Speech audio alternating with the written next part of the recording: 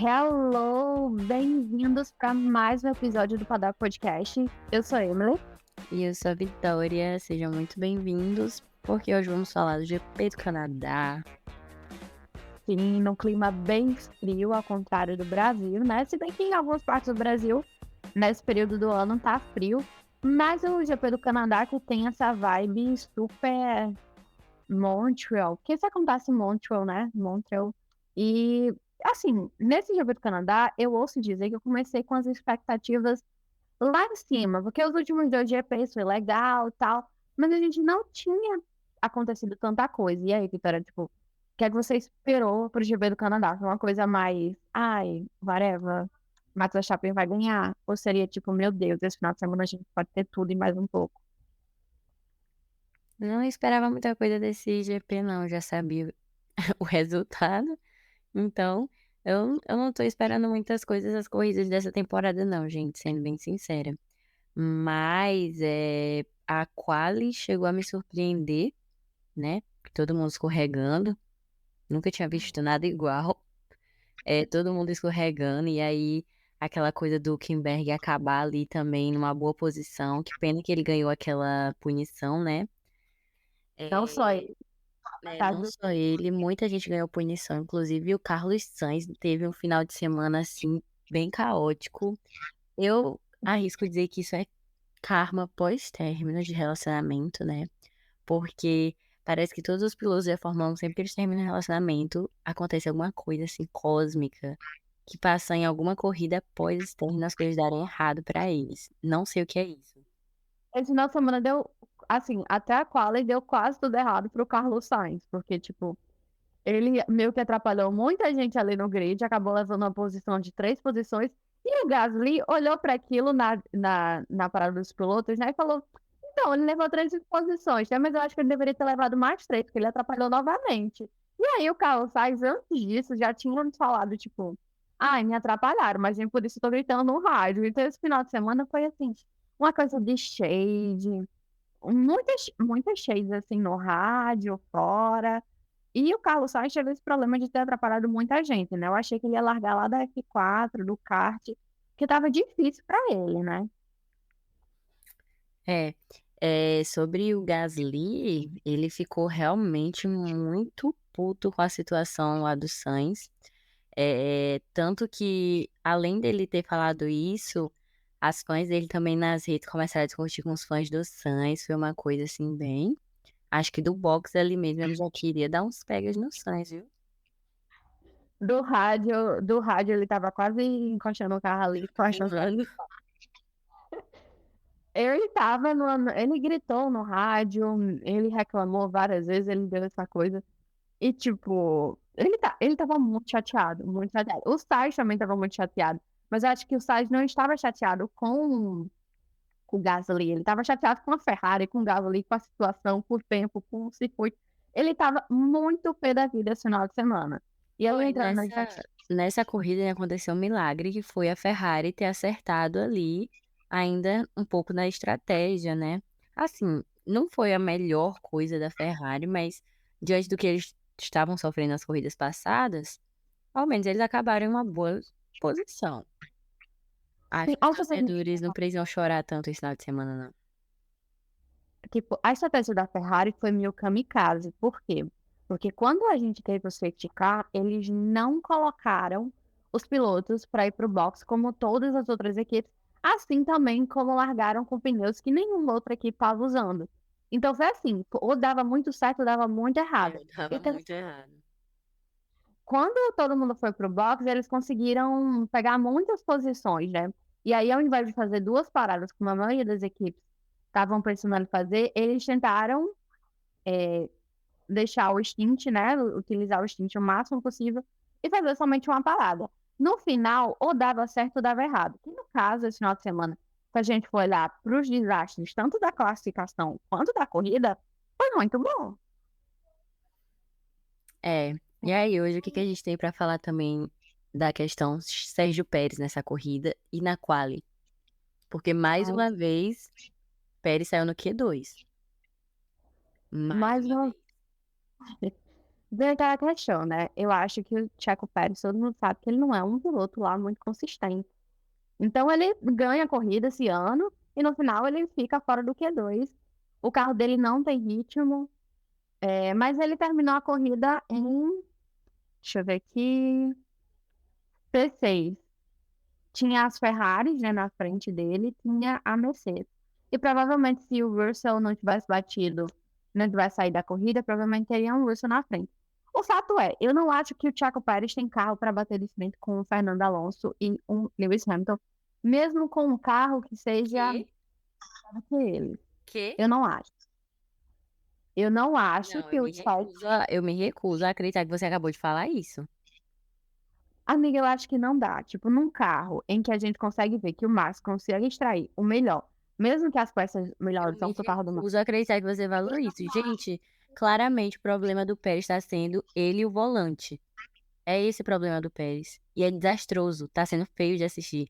Agora a Red Bull não vai poder, em nenhum momento, eu acho, essa altura do campeonato, parar a vida deles inteiro ali pra fazer a coisa andar pro Pérez. Eu acho que o povo levantando aquela história, mais uma vez, sabotagem, não sei o quê. Gente, Não, gente. não existe sabotagem ali, não. E pra mim, ele tem sim carro pra estar batendo com o Alonso, com o Hamilton. Não era nem pra ele estar perdendo esses pódios que ele tá perdendo, mas o problema dele é ele e o volante. É uma coisa assim, eu não sei o que aconteceu não, viu. E outra, o Alonso já falou hoje pós-corrida, quando ele perguntaram pra ele se ele achava que podia vencer o Pérez pelo P2 no campeonato, e ele falou que sim, e eu não desacredito nem um pingo que ele pode sim conseguir isso não. Ele e o Hamilton, pelo visto, é os que mais se aproximam disso. Sim, a gente quer ver muita disputa deles dois, mas assim, o Pérez, eu acho que o Pérez, eu não sei o que acontece com ele, né? Mas ele é inconsistente. Daqui umas 3, 4 corridas a gente vai poder ver ele ganhando uma corrida, sei lá, quem sabe. Mas na minha opinião, eu acho que um carro, além que o carro dele, já que ele não consegue extrair o máximo do carro, de frente com o Lewis Hamilton, 7 vezes campeão do mundo, com o carro da Mercedes que evoluiu, e de frente com o Fernando Alonso, não tem como, não tem como. Ele não consegue segurar ali. A gente tem umas belas disputas, por exemplo, dele com o Hamilton, como a gente já viu várias vezes, mas eu não acho que ele consegue segurar. Aí vem outra coisa, tipo, novamente aquela questão. Ai, vão substituir o Checo Pérez pelo Daniel Ricciardo. Gente, 2 anos. Para, vai viver. Nem o Daniel Ricciardo quer voltar para a Fórmula 1 agora, né? Pelo menos o que ele vem falando. E o Christian Horner falou que os tempos que o Daniel fez no simulador não se aproximavam nem do Max, nem do Checo. Então, eu acho que quem poderia estar naquilo ali é o Larson, esqueci o nome dele agora, mas é o piloto da academia Red Bull. Ou então, sabe quem eu pensei? Alex Albon. Será que Alex Albon pode substituir Paul? Inclusive, para mim, a Albon foi a estrela do dia. Ele chegou muito à frente do que ele deveria. Ele conseguiu, assim, manter bem os pneus dele. E esse P7 que ele conseguiu nessa corrida, pra mim, assim, foi genial e muito merecido. Fiquei muito feliz por ele. Ele conseguiu ir muito bem na classificação, ele conseguiu ir muito bem na corrida. Então eu acho que se a Red Bull fosse pensar em alguém para substituir um Pérez, seria um Albon, mesmo que ele já tenha aquela história meio conturbada com a Red Bull, porque eu acredito que ele não estava pronto naquele momento. Mas eu acho que o Albon seria uma das melhores escolhas para a Red Bull nesse momento. Se por acaso eles quisessem substituir o Pérez. E, tipo assim, a gente consegue ver que o álbum, ele consegue tirar muita coisa, tanto na classificação, que a gente tem um problema de carro que tira muito na classificação, e na corrida pipoca. Mas ele consegue conseguir muito bem na corrida, muito bem. Ele sabe administrar pneu como ninguém, assim, com certeza. Então, eu acho que o álbum merecia uma chancezinha, uma equipe melhor. E olha que com aquele carro da Red Bull, com aquela placa que tem embaixo, mais reta, do que avenida. Avenida também não. No Brasil, a avenida não é tão reta assim, não, né? Mas assim, é mais reto que régua. Eu acho que ele consegue tirar muita coisa. E aí, você acha que o Albon tem possibilidade de ir para Red Bull? Não vejo o Albon saindo por agora da equipe que ele tá. Mas se fosse pra ele ir pra alguma equipe, eu creio que seria, sim, a Red Bull.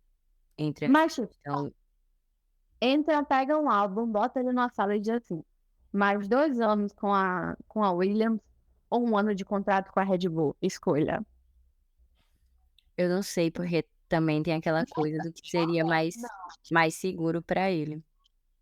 Mas, Vitória, falando sério, ele já é meio que da academia Red Bull, a gente não sabe se ele continua ou não, mas eu acho que tá em stand-by, na famosa geladeira da TV Record. Mas eu acho que, tipo, se ele tivesse a oportunidade, talvez ele agarrasse. Porque o álbum saiu muito queimado da Red Bull quando ele saiu. Por diversos problemas, né? Mas eu acho que se ele tivesse a oportunidade, eu acho É que incrível talvez que todo ele. mundo que saiu da Red Bull saiu de fato um pouco queimado, né, porque o Gasly também. Pois é. E eu acho que na questão do Gasly também foi a mesma do álbum. Eles não estavam muito preparados para lidar com aquilo. E também, assim, não é tão Red Bull, não, tá? Porque todo mundo que saiu da Ferrari, a maioria também sai queimado. De alguma forma, acaba com a imagem do piloto, né? E aí, vamos falar sobre quem mais? Vamos falar sobre, Lewis Hamilton e Fernando Alonso. Sim. O Hamilton ali na largada ele foi genial.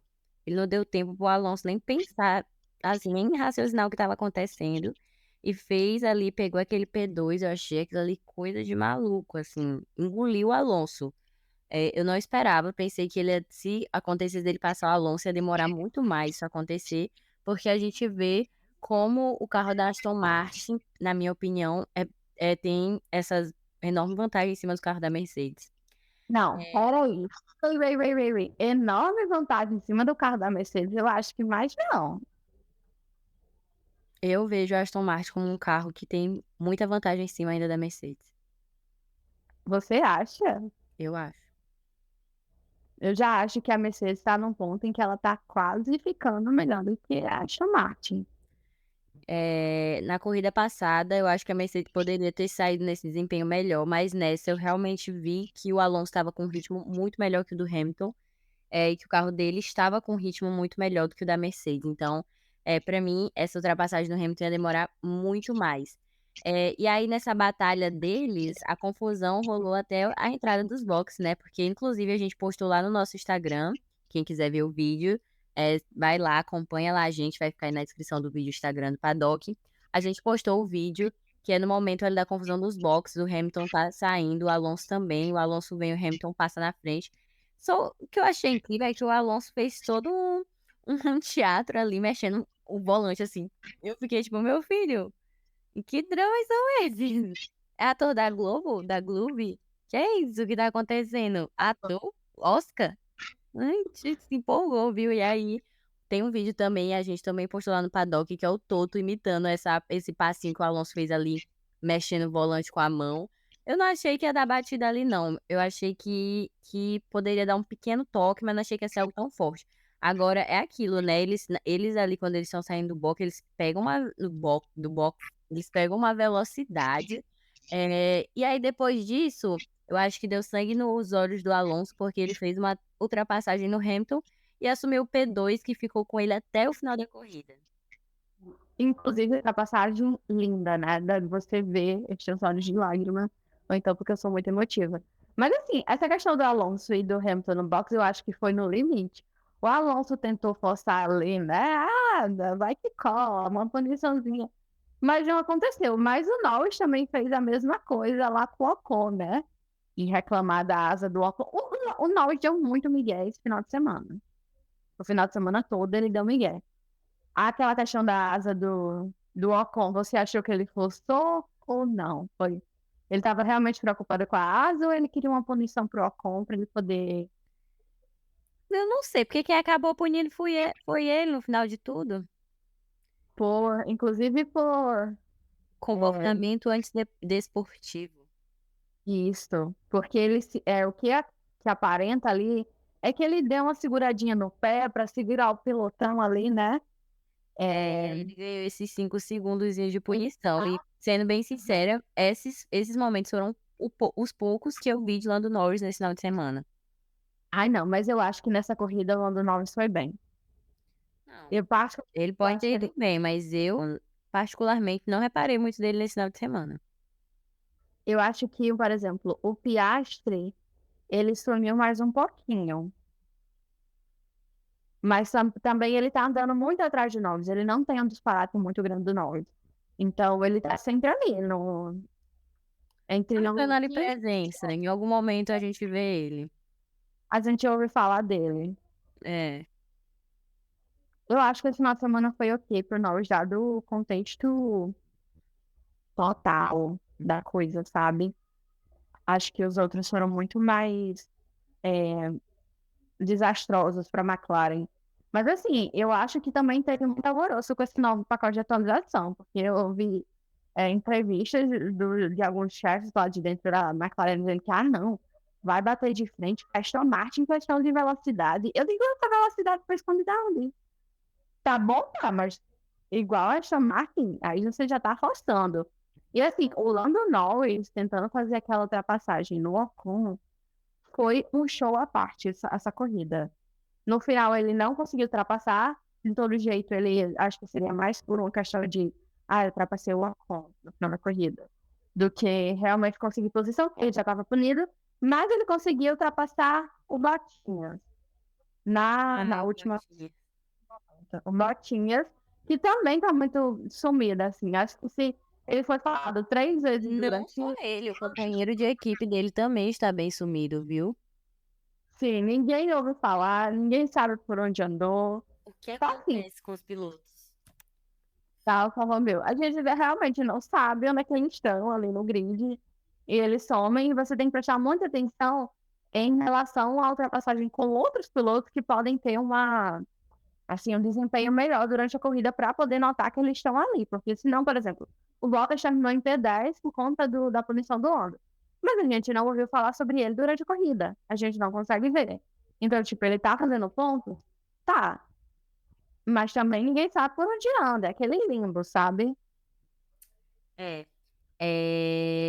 E eu acho que a gente também já pode falar de George Russell, né? Porque ele também deu aquele acordado na corrida, assim, e a gente reparou muito nele. Eu, pelo menos, reparei muitos acontecimentos hoje com o Russell. E coitado, essa corrida não foi boa pra ele, não, viu? Mas ele lutou assim até onde pôde. Verdade. Porque olha, aquela batida que ele teve não foi pra qualquer um. Eu realmente. Tá aí. Pronto. Aí é um ponto que eu já acho que é válido elogiar o carro da Mercedes nesse sentido. O carro não é um dos melhores carros do grid para manter um bom ritmo nas corridas, pelo que a gente tem visto. Olha, Mas, novamente, não é mas... um carro do grid, Oi? não é um dos melhores carros do grid. Top 3 está ali Red Bull, Aston Martin e Mercedes. Não pode ser considerado ainda um dos melhores carros do grid. Para mim, melhor carro é aquele ali que tá sempre constância. Eles vêm mantendo constância desses últimos pódios para cá, mas ainda a gente não pode estar se precipitando. Enfim, voltando aqui à linha.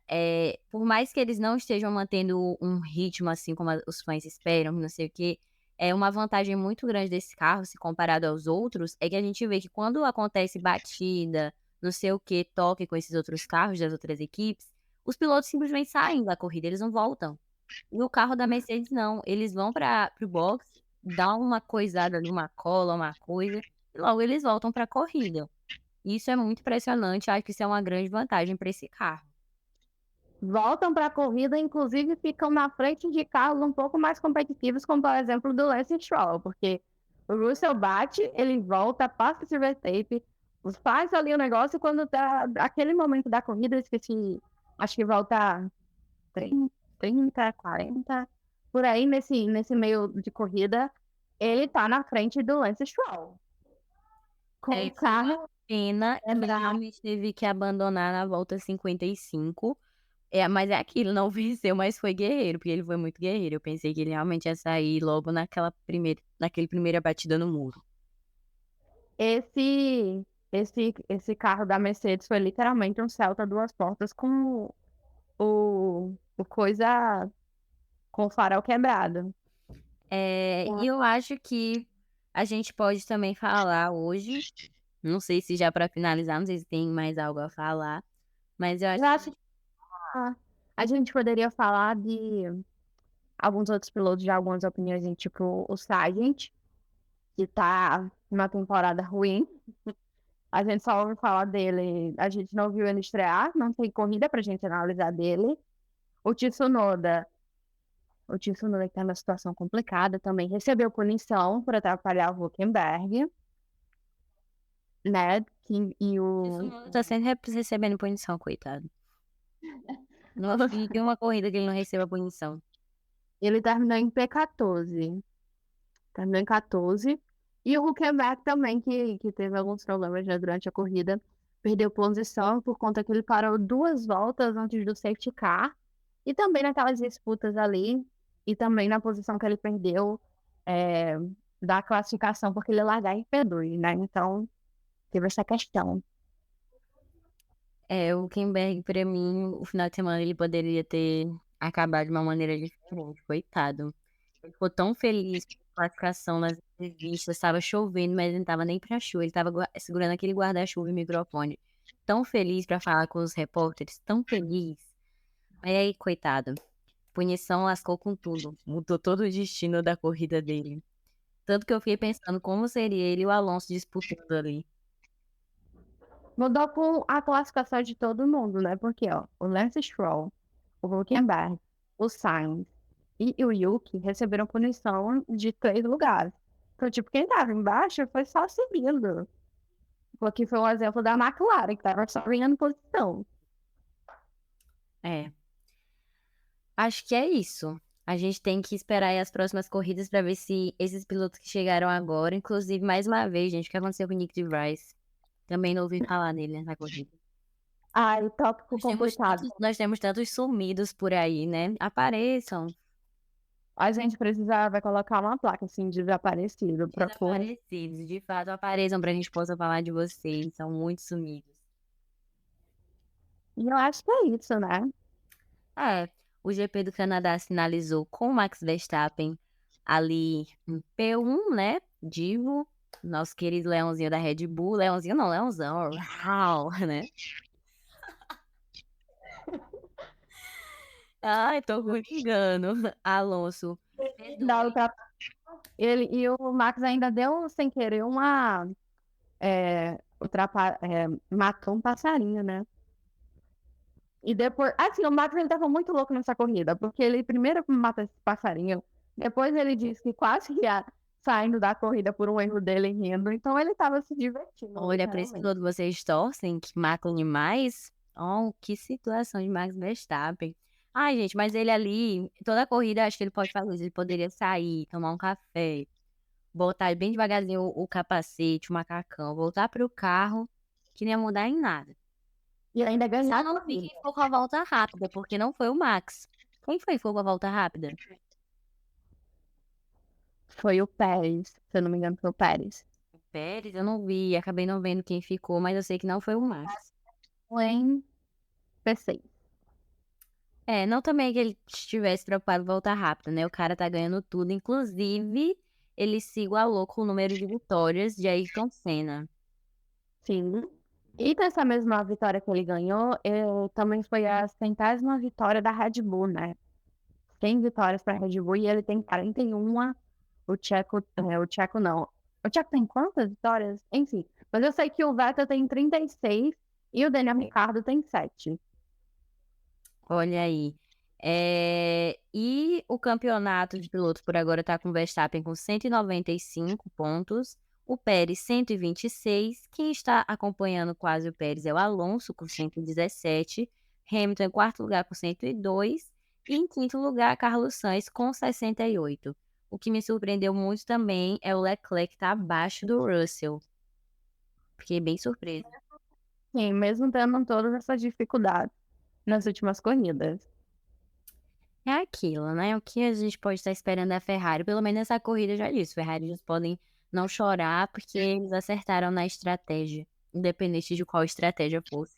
Acertaram no que eles queriam fazer ali.